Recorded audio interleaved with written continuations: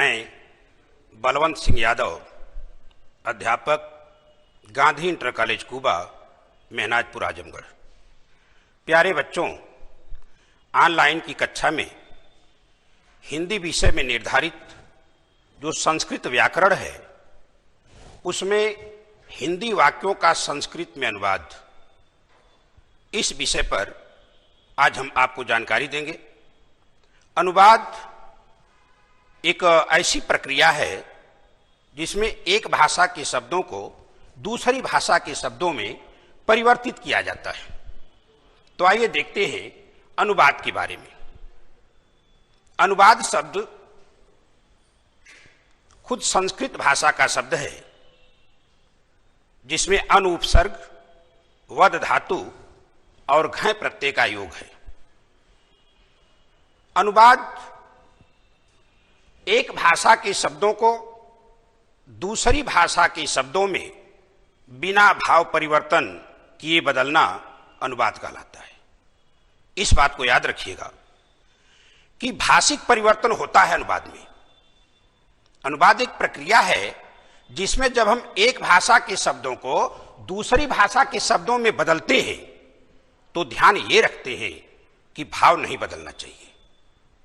इसलिए बड़ी सुंदर परिभाषा दी गई है इसकी कि एक भाषा के शब्दों को दूसरी भाषा के शब्दों में बिना भाव परिवर्तन किए बदलना अनुवाद कहलाता है। अनुवाद की जानकारी के लिए हम आपको बता दें कुछ निर्धारित नियम हैं जिन्हें जानना परम आवश्यक है।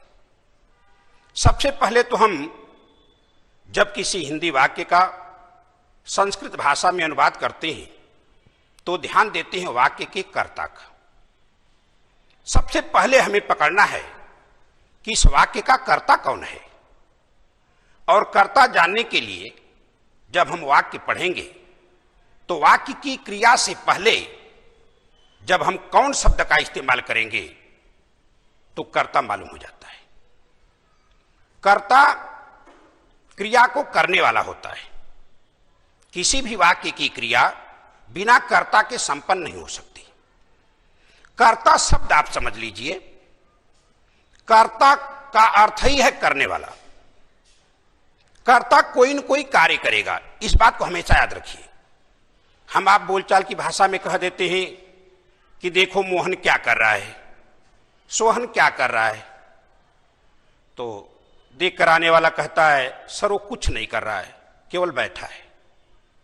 तो आप इस बात को समझिए, कर्ता कोई न कोई क्रिया करेगा, चाहे वह जा रहा होगा, वह खा रहा होगा, गा रहा होगा या सो रहा होगा।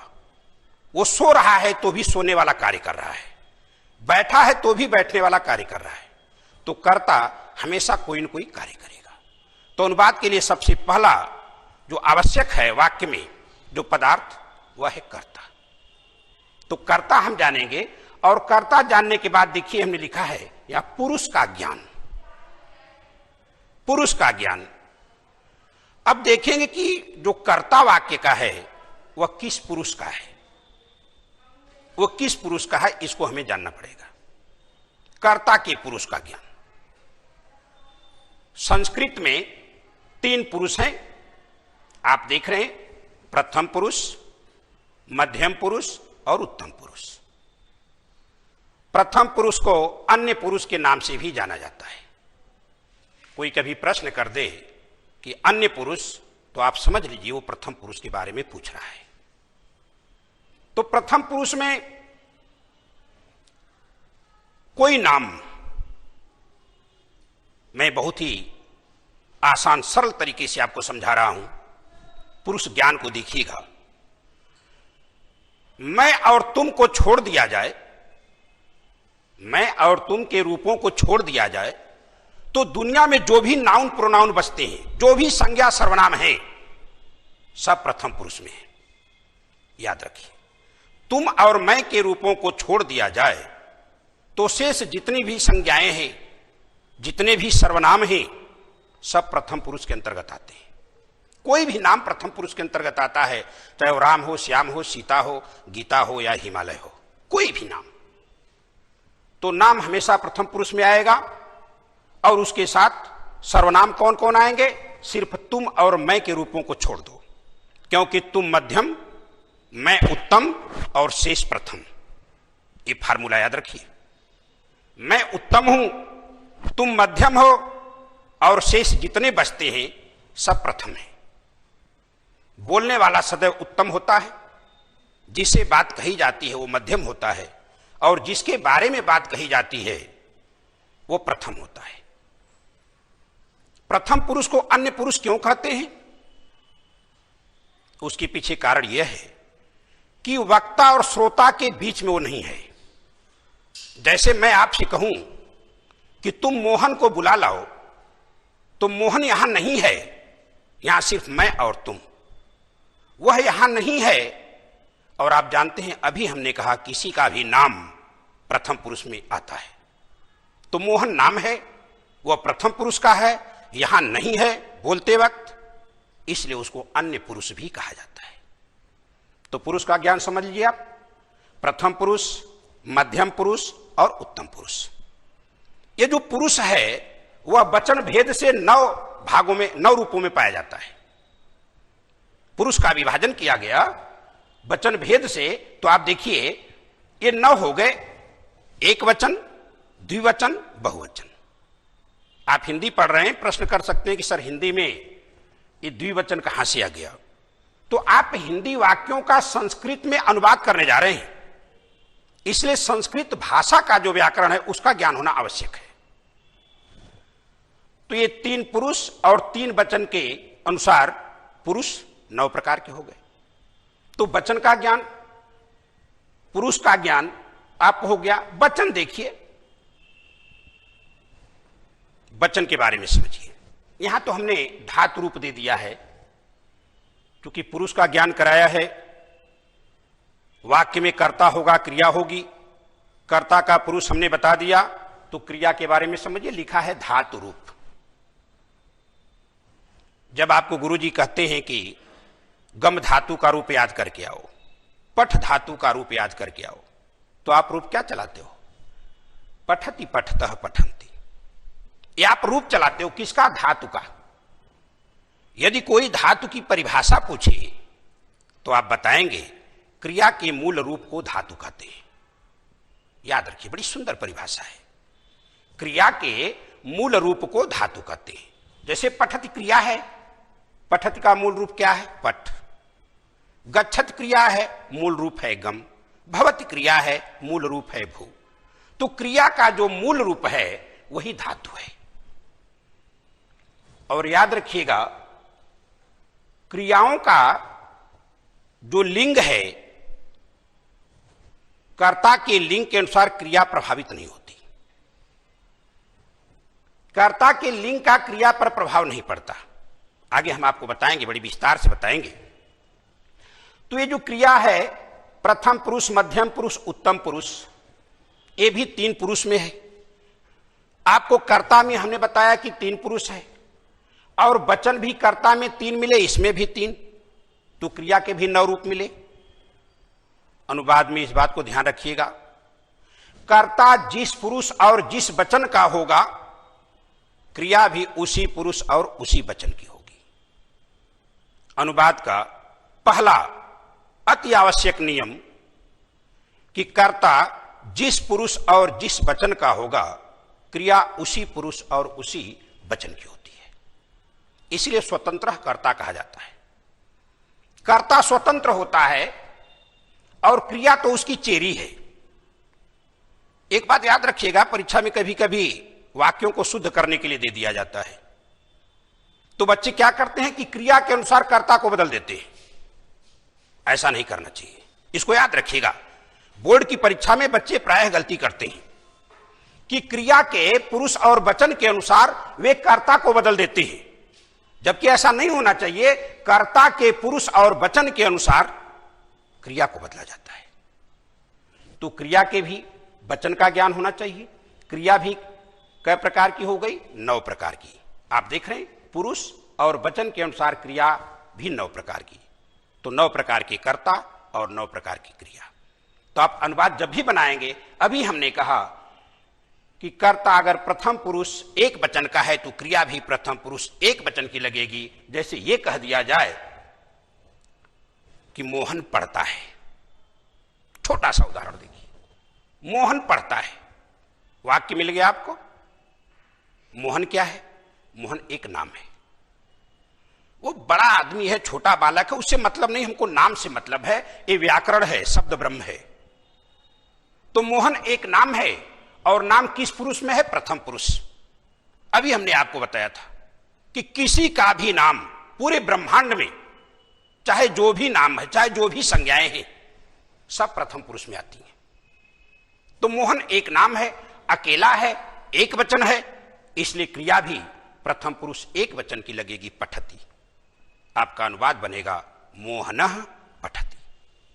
तो इस तरह से अनुवाद बनाने के लिए आपको ध्यान देना होगा कि कर्ता किस पुरुष और किस वचन का है, तो आप क्रिया भी उसी पुरुष और उसी वचन की बनाएंगे। कभी कभी अनुवाद करते समय मध्यम पुरुष का कर्ता जो सर्वनाम के रूप में आता है छिप जाता है और बच्चे परेशान हो जाते हैं। परीक्षा में हमने देखा है, पेपर में कभी कभी ऐसे वाक्य आ गए हैं कि नाम दिया हुआ है लेकिन जो क्रिया है वो मध्यम पुरुष की लग गई। अब लड़के घबरा गए, लड़के समझ गए कि नाम गुरुजी ने बताया कि प्रथम पुरुष में है, वाक्य में नाम है लेकिन क्रिया लग गई मध्यम पुरुष की। कैसे? उसमें मध्यम पुरुष का कर्ता जो सर्वनाम के रूप में है छिप गया। जैसे मैं कहूं, जैसे इसमें कोई लड़का है, मैं कह दूं सोहन आओ, अनुवाद क्या बनेगा? सोहन आओ, नाम है सोहन। अभी आपको बताया कि नाम प्रथम पुरुष का है, तो क्रिया भी आपको प्रथम पुरुष की दिखाई दे रही है कि लगा दें प्रथम पुरुष। ऐसा नहीं है। क्यों? क्योंकि वाक्य तो लिखा है सोहन आओ, सोहनः आगच्छ। अब प्रश्न खड़ा हो गया आपके दिमाग में कि आगच्छ जो क्रिया है, आ उपसर्ग लग गया गम धातु में, आगच्छ क्रिया बन गई, तो ये तो मध्यम पुरुष एक वचन का है और सोहन प्रथम पुरुष एक वचन का, पुरुष दूसरा और कर्ता का, क्रिया का पुरुष दूसरा। इस संदेह को मिटाने के लिए मैं बता दूं, सोहन आओ छुपा है तुम, सोहन तुम आओ। और यही तुम जो मध्यम पुरुष का है, मध्यम पुरुष की क्रिया को बुला रहा है, सोहनः आगच्छ। तात्पर्य तुम आगच्छ, तुम आओ। तो अनुवाद करते समय इन छोटी छोटी बातों को समझना है। अगला है लिंग का ज्ञान।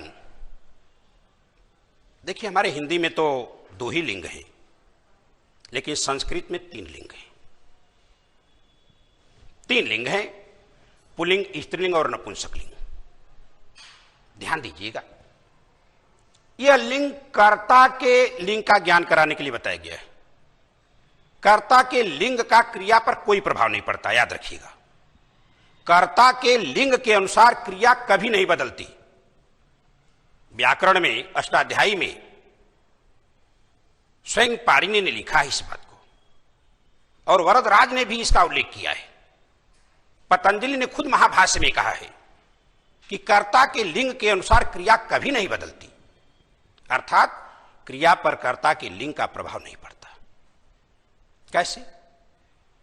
मोहन जाता है, देखिए मोहन पुल्लिंग है, मोहनः गच्छति, और कह दिया जा सीता जाती है तो भी हो गया सीता गच्छति।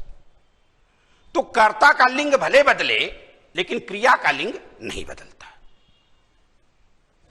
तो अनुवाद में क्यों लिंग का ज्ञान आवश्यक है? इसलिए कि मान लो कह दिया गया मोहन, सोहन, सीता, रीता, गीता, हिमालय, गंगा, ये तो आप समझ गए, आकारांत, आकारांत, इकारांत, उकारांत समझ गए। लेकिन अगर ये कह दिया जाए पत्ता गिरता है, अब आपको सोचना पड़ेगा पत्ता किस लिंग का है, तभी तो आप पत्रम बनाएंगे। जल, जब आप जल शब्द का अनुवाद करेंगे तो जलह नहीं करेंगे, जलम करेंगे। तो इस तरह से लिंग का ज्ञान आवश्यक है। जब भी आप अनुवाद करेंगे तो कर्ता के लिंग को आप जानेंगे, रूप चलाने के लिए जानेंगे, क्रिया लगाने के लिए नहीं, रूप चलाने के लिए जानेंगे कि कर्ता का लिंग क्या है, तो उसका रूप हम कैसे चलाएंगे। अब आइए देखते हैं विशेषण एवं विशेष्य को। जब आप वाक्य पढ़ेंगे तो कभी कभी हिंदी वाक्यों में विशेषण मिलते हैं। अब आपके दिमाग में प्रश्न उठ रहा है, विशेषण क्या है? विशेषण एक शब्द है। जब शब्द भेद आपको पढ़ाया गया होगा तो वहां बताया गया था कि विकारी और अविकारी दो प्रकार के शब्द मिलते हैं। ये विकारी शब्दों में आता है जिनमें परिवर्तन होता है। तो विशेषण वे शब्द हैं जो किसी की विशेषता बतलाते हैं, और जिसकी विशेषता बतलाई जाती है वो विशेष्य होते हैं। अब आप अनुवाद करते इसमें ध्यान देंगे कि जिसकी विशेषता बतलाई जा रही है उसका लिंग क्या है, क्योंकि विशेषण विशेष्य के वचन और लिंग के अनुसार प्रभावित होते हैं।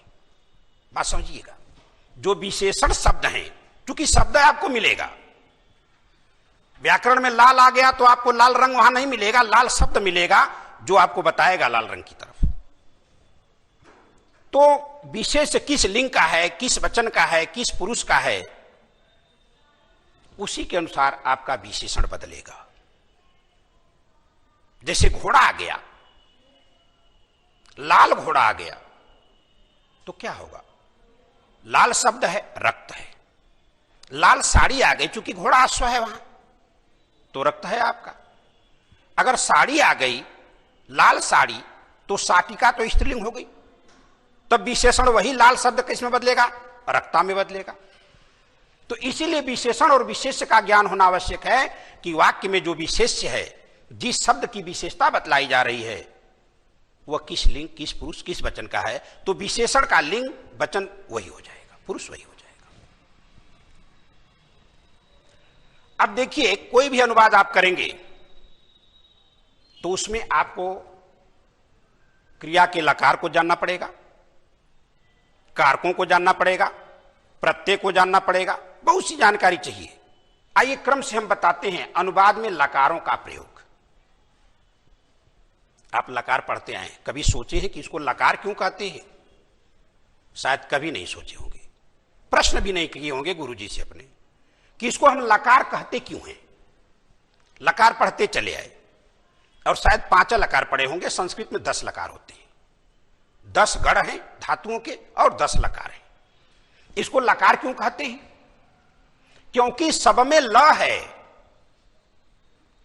हमारे संस्कृत व्याकरण का एक नियम है, कोई अकेला वर्ण हम नहीं बोलते, शुद्धता के लिए हम उसमें कार जोड़ते हैं। जैसे अ बोलना है तो बोलेंगे अकार, ग बोलना है तो कहेंगे गकार, स बोलना है कहेंगे सकार, ई बोलना है कहेंगे इकार। वैसे ल बोलना है तो कहेंगे लकार। सब में ल है। अष्टाध्यायी में पाणिनि ने लिखा है, आप पढ़िए। सब में ल है, लट लकार, लंग लकार, लिंग लकार, लुंग लकार, जो भी है प्रारंभिक वर्ण ल है, इसलिए इनको लकार कहा जाता है। लकार क्या है? काल, समय। कर्ता अपनी कोई भी क्रिया किसी न किसी समय में संपन्न करता है। तो क्रिया का वह रूप जिसे समय का बोध हो, कर्ता के द्वारा संपन्न की गई क्रिया के समय का बोध हो, वह लकार के अंतर्गत आता है। देखिए, इंटरमीडिएट की पाठ्यक्रम में शायद 5 लकार हैं। आप देखिए, पहला है लट लकार। अष्टाध्यायी में लिखा है वर्तमाने लट। वर्तमान काल में लट लकार का प्रयोग किया जाता है। लट लकार का प्रयोग वर्तमान काल में किया जाता है। अनुवाद करते समय ध्यान दीजिएगा, हमारे संस्कृत में जो अंग्रेजी में कॉन्टिन्यूअस है, हमारे यहां अलग से कोई शब्द नहीं जोड़ा जाता है। जैसे श्याम पुस्तक पढ़ता है और ये कह दिया जाए श्याम पुस्तक पढ़ रहा है, वाक्य आ गया श्याम पुस्तक पढ़ रहा है, आप घबराएंगे नहीं, क्योंकि संस्कृत की जो क्रिया है वह अपने आप में पूर्ण रहा रहे नहीं जोड़ना है। तो श्याम पुस्तक पढ़ता है, श्याम क्या है? नाम है। और नाम प्रथम पुरुष में श्याम अकेला है, एक वचन है, और पुस्तक कर्म है। आगे हम बताएंगे जब कारक पढ़ाएंगे तो कर्म क्या है। तो पुस्तक कर्म है, पढ़ना क्या है, क्रिया है। तो कर्ता एक वचन प्रथम पुरुष, तो क्रिया भी एक वचन प्रथम पुरुष की लगेगी। श्याम पठति, क्या पढ़ता है, पुस्तक। कर्म में द्वितीया लगती है, कर्मणि द्वितीया के अनुसार श्याम पुस्तकम पठति। यदि वाक्य आ जाए श्याम पुस्तक पढ़ रहा है तो भी आप घबराएंगे नहीं, यही अनुवाद बनेगा। एक बहुत महत्वपूर्ण बात ध्यान रखिएगा, संस्कृत में बिना विभक्ति या यूं कहिए कि बिना प्रत्यय, जो सुबंत और तिगंत प्रत्यय हैं, बिना उनके प्रयोग के कोई शब्द शुद्ध नहीं माना जाता। जैसे श्याम है तो श्यामा लिखना पड़ेगा, राम है तो रामा लिखना पड़ेगा। तो वर्तमान काल में लट लकार का प्रयोग होता है। तुम और श्याम जाते हो, दो हैं, जब दो कर्ता आ जाएगा तो द्विवचन की क्रिया हो जाएगी। देखिए, तुम श्यामः च गच्छथ, गच्छति गच्छत, तो तुम है गच्छति गच्छता गच्छन्ति, गच्छसि गच्छत, मध्यम पुरुष द्विवचन, क्योंकि तुम है। और फिर देखिए, राम और श्याम बाजार जाते। यहां एक प्रश्न उठता है, वाक्य में दो पुरुष मिल जाएं तो कैसे लगाएंगे। श्याम प्रथम पुरुष का है, तुम मध्यम पुरुष का है। 123 फार्मूला याद रखिएगा। प्रथम पुरुष मध्यम पुरुष का कर्ता मिला तो क्रिया मध्यम पुरुष के अनुसार लगेगी। अगर मध्यम पुरुष उत्तम पुरुष का कर्ता मिला तो क्रिया उत्तम पुरुष के अनुसार लगेगी।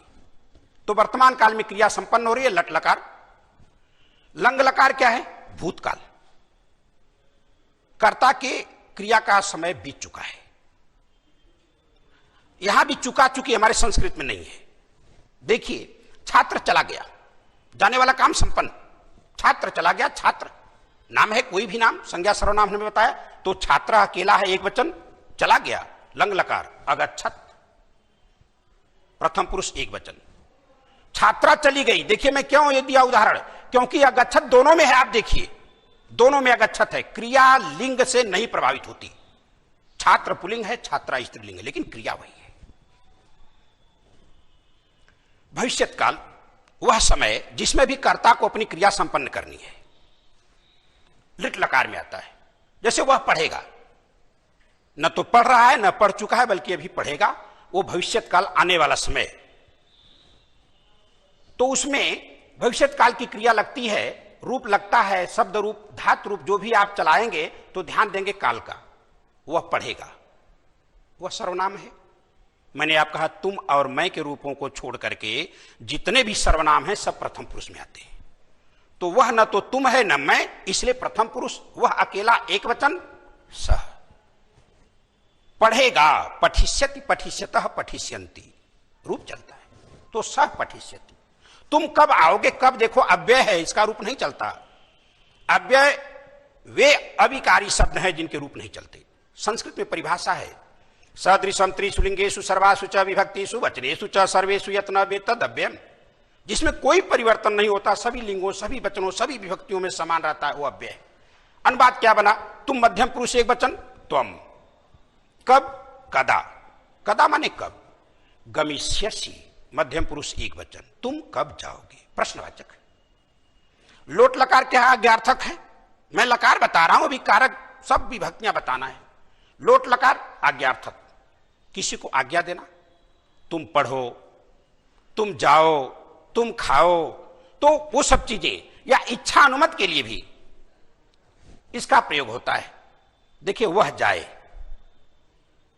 सह गच्छतु, कर्ता और क्रिया का संबंध केवल आप जानिए, कर्ता एक वचन, क्रिया एक वचन, कर्ता प्रथम पुरुष, क्रिया प्रथम पुरुष। तुम पढ़ो, तुम कर्ता मध्यम पुरुष, तो क्रिया भी पठ, मध्यम पुरुष एक वचन। आशीर्वाद अर्थ में देखिए लिखा हुआ है, दीर्घायु हो, चिरंजीवी भव, भू धातु, मध्यम पुरुष, लोट लकार एक वचन, भाव। विधिलिंग लकार, ये देखिए इच्छा कभी कभी प्रकट करता है कोई भी, कि हमको जाना चाहिए, हमको खाना चाहिए, पढ़ना चाहिए, तो इस तरह की इच्छाओं को भी प्रकट करने के लिए, कभी कभी अनुमति लेने के लिए, जैसे आप अंग्रेजी में मे आई कम इन सर कहते हैं, सब चीजों का भी विधिलिंग में प्रयोग होता है। और इसमें को शब्द है, उसको आप कर्म कारक का चिन्ह मत समझिएगा। मोहन को पढ़ना चाहिए, लड़के को पढ़ना चाहिए, जो को आपको दिखाई दे रहा है ये कर्म संज्ञक नहीं है। वो हम कर्तृप्सित तमम कर्म आएगा तो बताएंगे।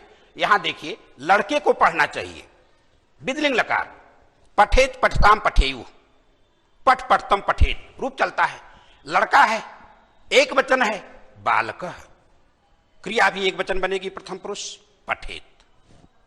लड़का क्या करे, देखिए लड़का क्या करे, अनुमति मांग रहा किसी से, अब क्या करना चाहिए, तो लड़का बालक किम कुर्यात, शब्द रूप और धातु रूप का संबंध है।